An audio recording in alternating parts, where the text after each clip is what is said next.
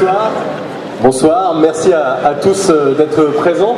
Alors c'est une conférence un peu surprise pour les Utopiales, puisque dans le programme il y avait une autre conférence mais qui n'a pas pu se faire.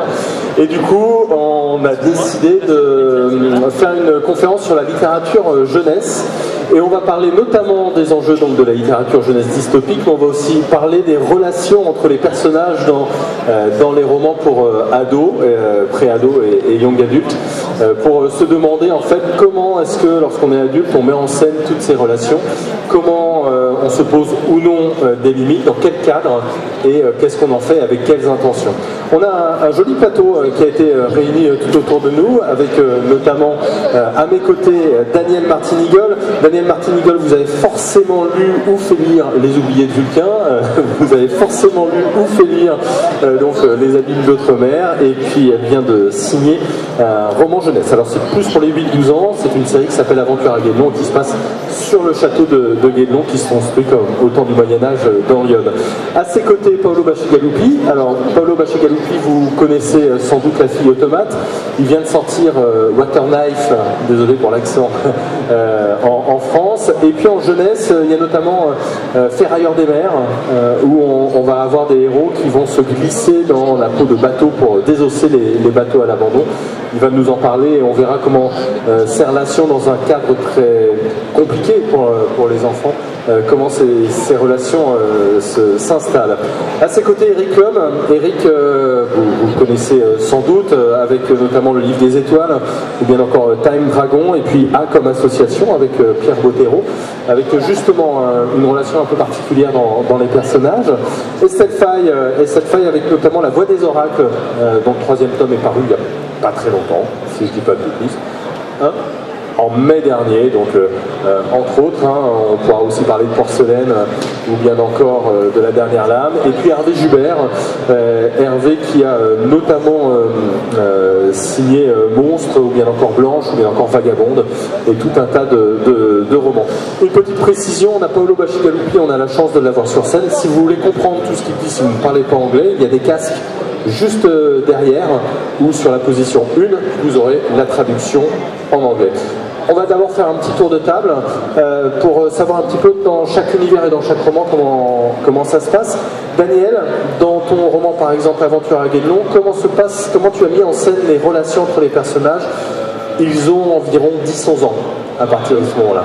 Oui, c'est ça, ils sont des tout jeunes ados. Le problème principal que j'ai eu, c'est que mes petits héros du XXIe siècle ont des contacts avec des enfants de leur âge du XIIIe siècle, en plein cœur du Moyen-Âge. Et là, je ne voulais absolument pas, en tant que professeur de lettres pendant de nombreuses années, que les enfants du passé s'expriment exactement comme ceux de notre époque. Donc le premier grand problème relationnel que j'ai eu entre mes héros dans les 2 premiers tomes des Aventures à Guédelon, c'est la langue, tout simplement. C'est-à-dire essayer que ces petits enfants de nos jours n'arrivent pas en disant ouais, j'y va, etc., en plein milieu du Moyen-Âge, et se rendre compte que l'accent, le vocabulaire, la façon de s'exprimer était extrêmement différent au Moyen-Âge. Mais d'un autre côté, je ne pouvais absolument pas lasser mes jeunes lecteurs en utilisant sans arrêt dans chaque réplique de l'ancien français. Donc je suis allée progressivement vers simplement quelques tournures, une façon de parler, des inversions de mots, etc., qui font que le lecteur peut continuer à lire quand même le roman en comprenant absolument tout ce qui s'échange verbalement entre les héros, tout en gardant présent à l'esprit qu'ils ne parlent pas exactement de la même façon. Voilà. Au niveau relationnel, je sais que bon, c'est très particulier, mais moi c'était sur le langage.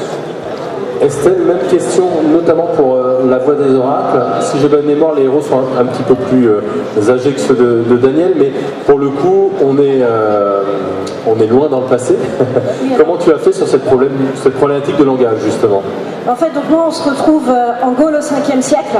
C'est, pour ceux qui ne connaissent pas trop la période, c'est la fin de l'Empire romain. C'est quand l'Empire romain d'Occident, au sud de la Gaule, croit encore qu'il peut survivre s'il ferme les yeux très fort. Mais en fait, 10 ans plus tard, les barbares vont entrer dans Rome. Et au nord de la Gaule, c'est déjà le Moyen-Âge, quasiment le proto-Moyen-Âge. Et donc j'ai un seul personnage adolescent dedans, et parce que je fais du young adulte avec un seul personnage adolescent, je trouve que c'est plus drôle. C'est mon héroïne Tia, elle a 16 ans. Et disons, je suis partie pour rendre cette période historique accessible vraiment à tous les publics, que ça puisse aussi bien intéresser des gens qui adorent cette période et qui sont à fond dedans. Je ne sais pas s'il y en a dans la salle, je ne suis pas sûre. Que des gens qui connaissent absolument rien. J'ai voulu vraiment la traiter comme un monde de fantaisie en fait. Et quand on entre dans un monde de fantaisie, l'immersion se fait naturellement. Et l'immersion se fait aussi parce qu'on est dans le point de vue des personnages qui vivent leur monde comme si c'était naturel. Donc, pour prendre un exemple en SF que j'ai entendu chez Plou, quand on est dans un monde de SF avec des douches qui sont plus à l'eau mais à ion micronisé, par exemple, le personnage qui passe, je vais prendre ma douche à ion micronisé. Il dit juste, je vais prendre ma douche. Et puis on s'arrange autour pour faire comprendre de manière subtile que c'est pas de l'eau. Et ça ne doit pas gêner la lecture, ça ne doit pas entraver la lecture. C'est vraiment ça que j'ai essayé de faire dans La Voix des Oracles. La même question pour Eric et pour Hervé, là, pour des séries où les héros sont un peu plus contemporains, hein, ça se passe de nos jours, sur cette problématique de comment parlent les jeunes, comment parlent vos jeunes héros, comment vous avez travaillé la langue. Moi j'ai des ados à la maison, donc je prends des notes. Des espionnes en fait. Et par exemple pour Vagabonde, il y a deux personnages, il y a Billy, on entend pas là, il y a Billy qui a 16 ans, ma fille en a 17, je ne suis pas trop inspiré de ma fille, mais il y a Séraphin, son petit frère, qui en a 8, et là c'est un copier-coller de mon fils qui avait cet âge-là à l'époque où j'ai écrit le roman, qui avait inscrit dans le monde réel des Pokémon et des jeux vidéo, et tout ce que je voudrais, et dans le monde de la réalité. Donc je l'ai totalement plagié. Voilà. Sinon, après, bon, dans une série comme Monstre, c'est plus long, c'était 7 volumes, etc. Et là, c'est différent, c'est 7 ados qui viennent de mondes totalement différents, qui viennent de Harare en Éthiopie, du Québec, de Haïti, d'un milieu assez riche, à Oxford, etc., etc. Là, je me suis un peu lancé sans filet, autant de filles que de garçons, quasiment. Mais en disant, bon, allez, on y va, ils ont leur caractère chacun, je ne sais pas du tout où ça va me mener, ça a changé l'histoire au fur et à mesure, de toute façon. Mais je ne savais pas, un chapitre avant l'autre, comment les rapports allaient évoluer. Il y aurait des trahisons, il y aurait de l'amour, il y aurait... Et alors après, leur façon de parler venait assez naturellement, il suffit d'ouvrir ses oreilles et de voir comment ils parlent aujourd'hui. Et on peut aussi rajouter des choses artificielles d'écrivain, projeter des choses, projeter son vécu aussi. Eric, même question pour toi.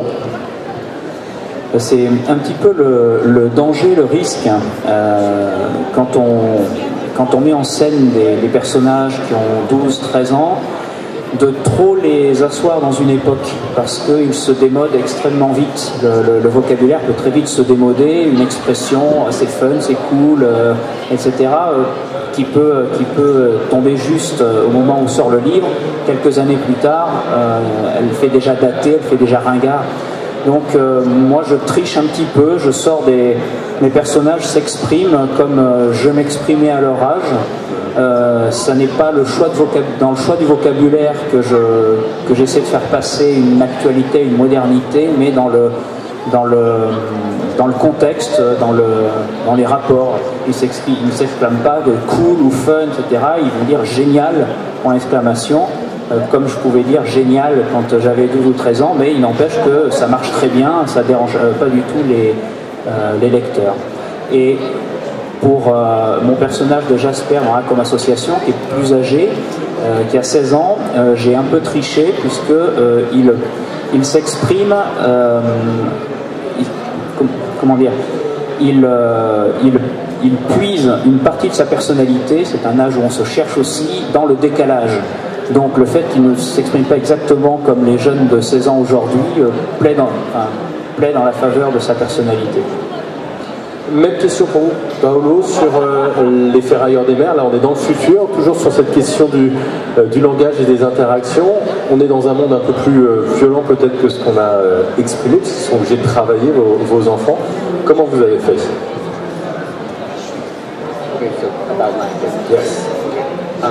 All right, so when I was thinking about, and oftentimes when I'm building a world and trying to immerse in it, one of the things that I'm looking at is how people's language will be affected by their lives, how people's language will be affected by the things that are around them, what their slang will be, and I'm looking at language specifically as an opportunity to immerse a reader further in the story. So in this particular story in Shipbreaker, it's all a story about these children in the far future whose job is to tear apart oil tankers and freighters, the last sort of bones of the old accelerated age, our age. And they're basically scrap recyclers, and they have very dangerous jobs, stripping out oil and nickel and aluminum and copper wire from these old oil tankers.